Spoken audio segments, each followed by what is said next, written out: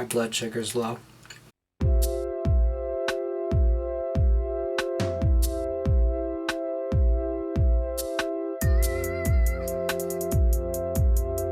Hey everyone, welcome back. So this week and the next few weeks I'm going to be talking about my Transcendence series in preparation for the book launch, which is going to be in February.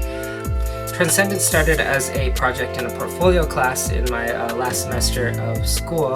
At the time I was really inspired by artists like Kirsty Mitchell and Kevin the Kid, who do really sort of fantastical fine art pieces, and I wanted to reflect that in a series of my own, or at least try it out, and that's how Transcendence sort of happened. I had written bits and pieces of a poem as well that I wanted to kind of incorporate. So for the project, I created all of my own costumes for it, which was a lot of work, but I think they turned out pretty good. There were 6 people who modeled for me in this series, and really they're like my go-to people. They're like some of the best models that I have, and some of the only people that I know who will model for me.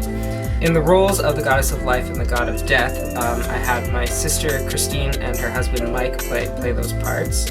Christine's costume was pretty simple to create. It was an existing dress that she had, and I used a lace blanket and kind of wrapped it around her neck, and I handmade the sleeves, which were just long pieces of fabric that I kind of sewed together and attached with beads.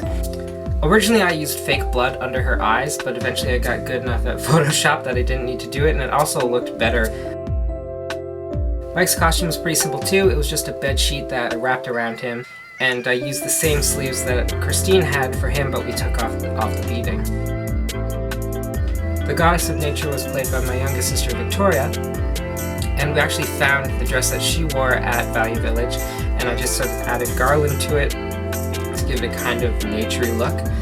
And her headpiece is just a bunch of feathers and flowers kind of thrown together. My friend Trinity played the Goddess of the Cosmos. Trinity's costume was the hardest to make. I had to sew the whole thing from scratch, just from fabric that I found at Value Village. And I attached a lot of jewelry that I took apart to kind of give it that ornate look to it. Originally I had written a line for Trinity's character that went, "With delicate fingers she stirs together stars, weaving a tapestry of galaxies that has no end and no beginning." And when I'd written that, I had this image in my head of Kamaji, the Boiler Man from Spirited Away. She's a tough little girl. I think she can handle it. And it just kind of translated over to Trinity and her multiple arms. And it was a lot of fun getting her to pose all those different ways and editing all those arms together. The last deity is the Goddess of Wisdom, and she is played by my friend Taylor. Taylor's costume was made out of cardboard, and I glued a dark fabric on top and a whole bunch of sticks and leaves on top of that.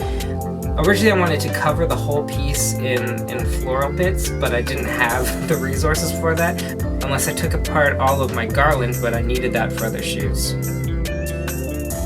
So the last character in this poem is the human, who sort of experiences all these deities during his path from life to death. And I ended up playing the human being because I kind of ran out of models. So in another class we had to create a promotional video, which is basically just a video that goes along with a project or a series that you've done to sort of highlight how you did it or the behind the scenes. So I decided to do my video on my Transcendence series, and here is the video for it.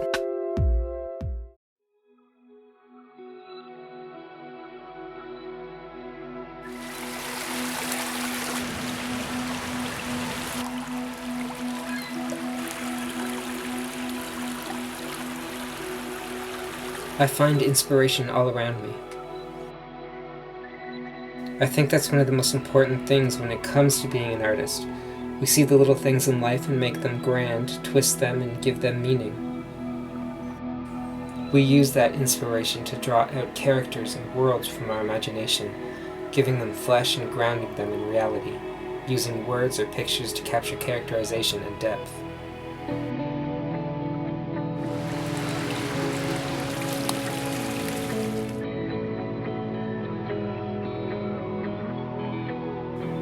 I take great care to represent the details. Every jewel, every stitch, every bead placed in the exact spot I need it to be. These inanimate pieces are, in a way, my characters. They are the product of my inspiration, the backbone of my creative outlet.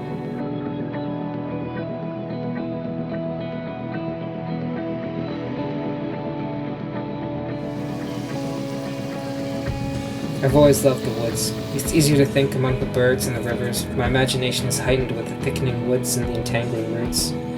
In a way, it's otherworldly, out of place from the norms of our modern age.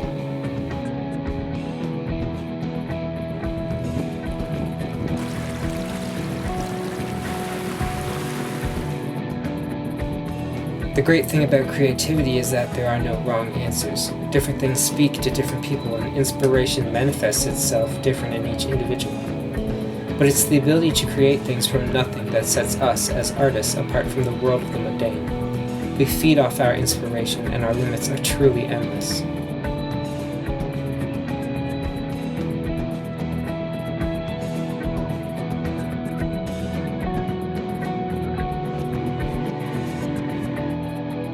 So find what inspires you.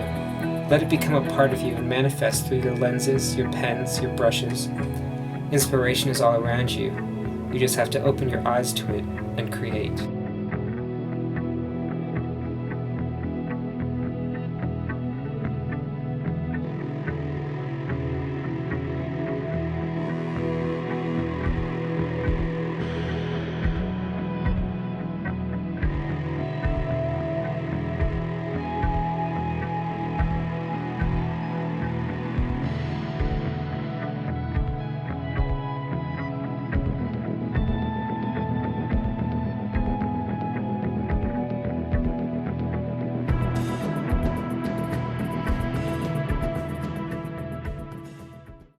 So thanks for watching. Next week I'll be doing a reading from the book, and I'll have the release date ready for all of you.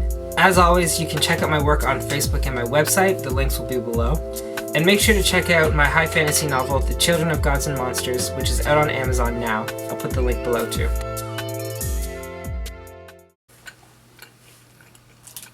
You're not getting any of my granola bar.